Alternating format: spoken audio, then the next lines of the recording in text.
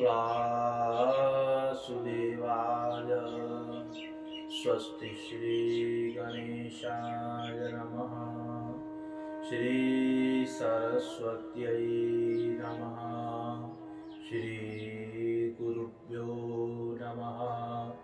गौरी शंकराय नमः। शमारथ समारूढ़ं ब्रह्मसूत्र समन्वितं चतुर्वेदैश्च सहितं पिनाकिनमहं भजे। सदाशिवसमारम्भां शङ्कराचार्यमध्यमाम् अस्मदाचार्यपर्यन्तां वन्दे गुरुपरम्परां। बोलिए श्री गौरी शंकर भगवान की जय। हनुमान जी महाराज की जय। नमः पार्वती पतये। हर हर महादेव। हर हर महादेव शंभो। काशी विश्वनाथ गंगे। काशी विश्वनाथ गंगे। काशी अमरनाथ गंगे। काशी विश्वनाथ गंगे। काशी अमरनाथ गंगे। हर हर महादेव शंभो। काशी विश्वनाथ गंगे। काशी विश्वनाथ गंगे। माता पार्वती संगे। काशी विश्वनाथ गंगे। माता पार्वती संगे। हर हर महादेव शंभो। काशी विश्वनाथ गंगे। काशी विश्वनाथ गंगे। बोली श्री काशी विश्वनाथ बाबा की जय। अन्नपूर्णा मैया की जय। काल भैरव भगवान की जय। नमः पार्वती पतये। हर हर महादेव। शिव शरणं शिव शरणं शिव शरणं। तव तत्त्वं न जानामि कीदृशोऽसि महेश्वर। यादृशोऽसि महादेव तादृशाय नमो नमः। अकारण करुणा वरनालय कल्पतरु परब्रह्म सच्चिदानंद घन। एकमात्र उनकी असीम महती कृपा से पूरी सृष्टि चलायमान हो रही है। अनंत विभूषित प्रातः स्मरणीय श्री सद्गुरुदेव भगवान की असीम महती कृपा। सभी संत महात्माओं के श्री चरणों में दंडवत प्रणाम। सभी विद्वान पुरुषों के चरणों में दंडवत प्रणाम। सभी ब्रह्मण्य देवों के चरणों में दंडवत प्रणाम। सभी भक्तों को जय श्री हरि हर हर महादेव। इस पवित्र श्रावण मास में सभी भक्तगण अपने अपने घर में शिवालय में उत्सव के माध्यम से भगवान शिव की आराधना कर रहे हैं। भगवान शंकर की असीम महती कृपा से सब भक्तगण आनंद होते हैं। भगवान शिव अति करुणा वर्णालय हैं, कल्पतरु हैं। उनकी असीम महती कृपा से इस पवित्र श्रावण मास में शिव कथा चिंतन एवं भगवान शिव जी की महिमा। महादेव महादेव महादेव। सभी भक्तगण पूजन करते हैं, भगवान शंकर का अभिषेक करते हैं, पंचाक्षर मंत्र का जाप करते हैं, महामृत्युंजय मंत्र का जाप करते हैं।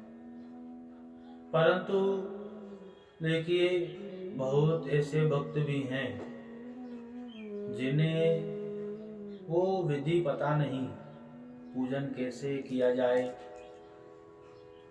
शिवालय में कैसे जाकर के पूजन करना चाहिए, सर्वप्रथम क्या करना चाहिए, क्या नहीं करना चाहिए, और भगवान शिव जी पे जल चढ़ाने वक्त जब जल चढ़ा रहे हैं तो कौन सा लोटा होना चाहिए, और जब दूध चढ़ा रहे हो तो कौन सा लोटा होना चाहिए, बेल पत्र भगवान शिव जी पे कैसे चढ़ाना चाहिए। और बहुत लोग कहते हैं कि तुलसी पत्र भगवान शिव जी पे नहीं चढ़ता, तो ऐसी बात नहीं है। शिव पुराण में लिखा है तुलसी पत्र से भगवान शिव जी का जब पूजन होता है, जो पूजन करता है, जो पूजन करेगा तुलसी पत्र से भगवान शिव जी का, उसे मोक्ष की प्राप्ति होती है। तो इसलिए तुलसी पत्र भगवान शिव जी पे चढ़ता है, शिवलिंग पे। और विष्णु भगवान पे अक्षत नहीं चढ़ते, न अक्षतई चरई विष्णु न केतिकीम महेश्वर। भगवान शिव जी पे शिवलिंग के ऊपर केतकी नामक पुष्प अर्पण नहीं किया जाता है, भगवान शिव जी के ऊपर नहीं चढ़ाया जाता है, शिव पुराण में लिखा है। और भगवान इतने करुणा वर्णालय हैं, तो केतकी नाराज हो गया था, केतकी नामक पुष्प। तब भगवान ने उनके ऊपर कृपा की और कहा, हे केतक, जब हमारा मंडप बनेगा उसके ऊपर तुम श्रृंगार के ऊपर चढ़ सकते हो। तो इसलिए भगवान शिव जी का जब मंडप बनता है श्रृंगार का, फूलों का, वहां पर लिखा है, महादेव जी का वाक्य है कि वहां पर केतकी नामक पुष्प लगाया जा सकता है, क्योंकि भगवान करुणा वर्णालय है ना, इसके मन को कैसे दुखा है। इसलिए भगवान शंकर ने अपनी पूजा में निषेध कर दिया और मंडप में प्रवेश करवा दिया। बोलिए शंकर भगवान की जय। हर हर महादेव। तो तुलसी पत्र भगवान शिव जी पे चढ़ाया जा सकता है।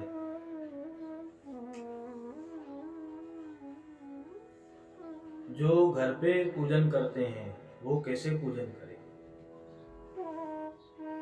आज की कथा का प्रसंग यही है। और जो शिवालय में पूजन करते हैं वो कैसे पूजन करें। तो सर्वप्रथम आप जब भी शिवालय जाओगे तो महाराज सबसे पहले नंदी महाराज आते हैं। बोलिए नंदीश्वर भगवान की जय।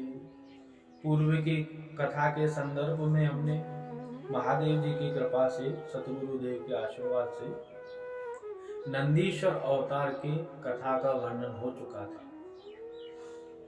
तो शिवालय जब आप जाएंगे तो सर्वप्रथम नंदी महाराज का दर्शन होता है। तो पहले नंदी महाराज का पूजन करना चाहिए। वहां पर 2 फूल अर्पण कीजिए। देखिए वेदोक्त जो पूजन होता है विधि अनुसार, तो उसमें सर्वप्रथम भगवान शिव जी के गणों का पूजन होता है। शिव जी का पूजन बाद में होता है, क्योंकि ऐसे वरदान दिया हुआ है। शिव पुराण में पूरा वर्णन है इस बात का। तो पहले नंदी महाराज के यहाँ पर चरणों में जल चढ़ाइए। अब ताम्र का लोटा होना चाहिए, तांबे का लोटा, उसमें जल होना चाहिए, दूध नहीं होना चाहिए उसमें। वहां पर नंदी महाराज पे जल चढ़ाइए, फूल चढ़ाइए और बेलपत्र नंदी महाराज पे अर्पण कीजिए। वहां दर्शन करके फिर आगे जाएंगे आप। तो देखिए शिवालय में किस किस शिवालय में कूर्म होता है, किस किस शिवालय में कूर्म नहीं होता। परंतु जैसे शिवलिंग में ही सर्व देवी देवता विराजमान है, इस बात का ख्याल रखना चाहिए। नंदी महाराज का पूजन करने का बाद वीरभद्र का पूजन करना चाहिए। ओम वीरभद्राय नमः इस मंत्र का जाप करते हुए चावल चढ़ाइए या फूल चढ़ाइए। उसके बाद थोड़ा सा जल। वीरभद्र का पूजन करना चाहिए। पहले गणों का पूजन है, फिर देवता का पूजन, भगवान का, शिव जी का। पहले नंदी, फिर वीरभद्र, फिर स्वामी कार्तिकेय, उनका पूजन करना चाहिए। शिवालय में मूर्ति हो तो करना चाहिए, नहीं तो शिवलिंग में ही पूजन हो जाता है। स्वामी कार्तिकाय नमः, इस मंत्र का बोलते हुए चावल चढ़ाइए या फूल चढ़ाइए, थोड़ा सा जल अर्पण कीजिए। कार्तिक स्वामी के बाद फिर कुबेराय नमः, कुबेर जी का। कुबेर जी की प्रतिमा शिवालय में हो तो ठीक है, नहीं तो शिवलिंग पे ही। कुबेराय नमः, अक्षत या फूल और थोड़ा सा जल चढ़ाइए। और उसके बाद सर्पाय नमः, सर्पदेव। सर्पदेव भगवान शंकर शिवलिंगों के ऊपर तो होते ही हैं, तो वहां सर्प पे चावल चढ़ाइए या फूल चढ़ाइए और थोड़ा सा जल चढ़ाइए। उसके बाद कीर्ति मुखाय नमः, भगवान शंकर के घर हैं कीर्ति मुख। कीर्ति मुखाय नमः, चावल फूल या तो जल। फिर उसके बाद पार्वती देव्यै नमः, माँ भगवती पार्वती जी का ध्यान। फूल चढ़ाइए, चावल चढ़ाइए और जल चढ़ाइए। तो पहले गणों का पूजन होता है, उसके बाद वहाँ त्रिशूल होगा शिवालय में, त्रिशूल पे भी थोड़ा सा जल चढ़ाइए, फूल चढ़ाइए। यूं पूजन करने के बाद उसके बाद भगवान शंकर पे जल चढ़ाना चाहिए। ओम शिवाय नमः, शिवाय नमः, शिवाय नमः, या पंचाक्षर मंत्र का जाप करना चाहिए। नमः शिवाय, नमः शिवाय, नमः शिवाय। फूल चढ़ाइए और 4 बार भगवान को जल चढ़ाना चाहिए। पहले 4 बार जल चढ़ाइए। उसके बाद भगवान शिव जी पे पंचामृत चढ़ाना चाहिए। देखिए श्रावण मास में कैसे पूजन किया जाए, और हर सोमवार को भक्तगण पूजन करते हैं, तो कैसे करें। और अब तो 16 सोमवार का व्रत भी आरंभ है, तो वहां पर भी पूजन का विधान है ये। तो पहले 4 बार जल चढ़ाइए भगवान शिव जी पे। वो मंत्र हैं, परंतु वेदोक्त मंत्र का अधिकार सबको नहीं है पढ़ने का, इसलिए भगवान शिव जी का पंचाक्षर मंत्र का जाप करना चाहिए। और जो दीक्षित है शैव परंपरा से, उन्हें वो मंत्र, मूल मंत्र मालूम है, उस मंत्र का जाप करना चाहिए। नहीं तो सामान्य सब पंचाक्षर मंत्र या शिवाय नमः या नमः शिवाय। 4 बार जल चढ़ाने के बाद पंचामृत चढ़ाना चाहिए। पंचामृत की विधि सबको पता है कैसे बनाया जाता है। पंचामृत चढ़ाइए, उसके बाद फिर से जल चढ़ाइए, नमः शिवाय, नमः शिवाय मंत्र बोलते हुए। उसके बाद फिर पहले दूध, गाय का दूध चढ़ाना चाहिए भगवान शिव जी के पूजन में, अति उत्तम होता है। गावो विश्वस्य मातरो, पहले दूध चढ़ाइए, दूध चढ़ाने के बाद फिर से जल चढ़ाइए। उसके बाद दही, सेकंड नंबर पे दही चढ़ानी चाहिए, और फिर नमः शिवाय कहते हुए जल चढ़ाइए। और उसके बाद घृत, गौ घृत होना चाहिए, गाय का घी, वो चढ़ाना चाहिए शिव जी पे, नमः शिवाय कहते हुए। फिर उसके बाद फिर से जल चढ़ाइए, नमः शिवाय, नमः शिवाय। अब देखिए जब भी आप ये पूजन कर रहे हो ना, तो बैठने के लिए आसन होना चाहिए। बहुत लोग शिवालय जाते हैं, खड़े होकर ही पूजन करके चले जाते हैं, ऐसे नहीं, बैठ करके बढ़िया से पूजन कीजिए। और घृत चढ़ाने के बाद मधु, माखी चढ़ानी चाहिए, नमः शिवाय कहते हुए फिर से जल चढ़ाइए। फिर शर्करा, शक्कर चढ़ाइए, फिर जल चढ़ाइए, फिर पंचामृत फिर से, और फिर जल चढ़ाइए। ये पूर्ण रूप से, शुद्ध रूप से वेदोक्त रूप है। उसके बाद चंदन का स्नान है, भस्म स्नान है, परंतु यहाँ तक ही व्यक्ति कर ले तो बढ़िया हो जाएगा। और उसके बाद बढ़िया से 2 लोटे जल के चढ़ा के एकदम दही मक्खन निकाल लीजिए, जो शिवलिंग के ऊपर चढ़ा हुआ है एकदम निकल जाएगा। और उसके बाद भगवान को वस्त्र अर्पण कीजिए। वस्त्र के बाद जनेऊ भगवान को पहनाइए। जनेऊ के बाद फिर से एक वस्त्र चढ़ाइए और उसके बाद जल का छींटा लगाइए जिससे वस्त्र शुद्ध हो जाए। और उसके बाद भगवान को भस्म लगानी चाहिए, त्रिपुंड भगवान को भस्म लगाना चाहिए। और भस्म लगाने के बाद मध्य में चंदन के बाद कुमकुम लगाना चाहिए। बहुत लोग कहते हैं भगवान शिव जी पे कुमकुम नहीं चलता, तो लिंगाष्टकम पढ़िए। लिंगाष्टकम में लिखा है कुमकुम चंदन लेपित लिंगम। तो इसका अर्थ आप क्या निकालेंगे?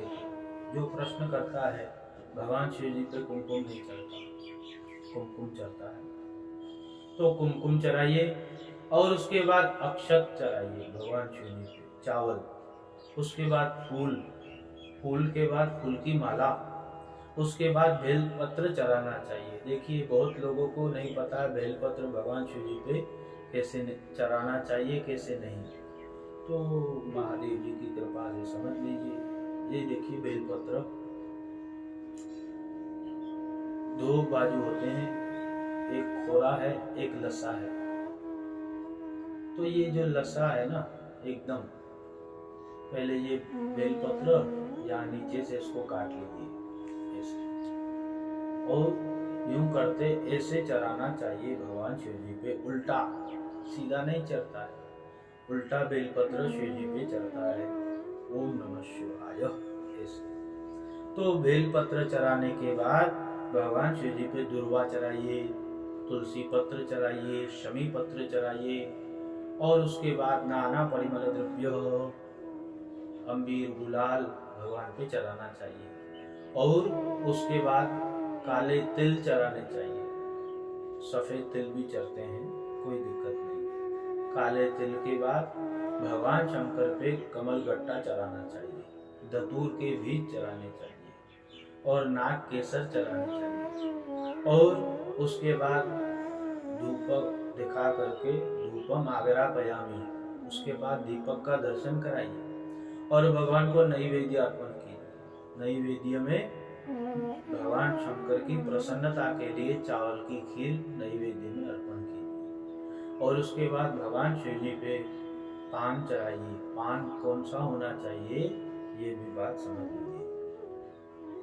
पान का पत्ता लीजिए, 2 करके लौंग, सुपारी और अपना लौंग सुपारी चढ़ाइए और इलायची, वो इससे घुमा करके भगवान शंकर पे चढ़ाइए।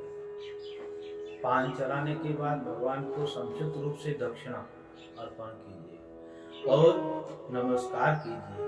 भगवान शिव जी की आरती कीजिए, जय शिव ओंकार। और उसके बाद आरती करने के बाद भगवान को प्रदक्षिणा की जाती है।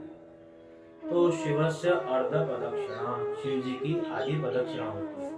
आप शिवालय में ही पूजन कर रहे हो तो महाराज वो जो जहाँ से जल जाता है उसको उल्लंघना नहीं चाहिए, तो यूं करते हुए फिर से वापस आ जाना चाहिए। शिवस्य अर्ध प्रदक्षिणा, शिव जी पे आधी प्रदक्षिणा होती है। और उसके बाद मंत्र पुष्पांजलि, प्रदक्षिणा, विशेष अर्घ्य, हाथ में जल लेकर के और थोड़े से फूल, बेलपत्र, अक्षत होने चाहिए। मंत्र है, परंतु बोलिए प्रभु हमारे जीवन पर्यंत आप रक्षा कीजिए और हमने जो पूजन किया है स्वीकार कीजिए। भगवान पे विशेष अर्घ्य चढ़ाइए और उसके बाद श्रीफल भगवान को अर्पण कीजिए। श्रीफल अर्पण करने के बाद भगवान से प्रार्थना कीजिए जो भी आपकी इच्छा।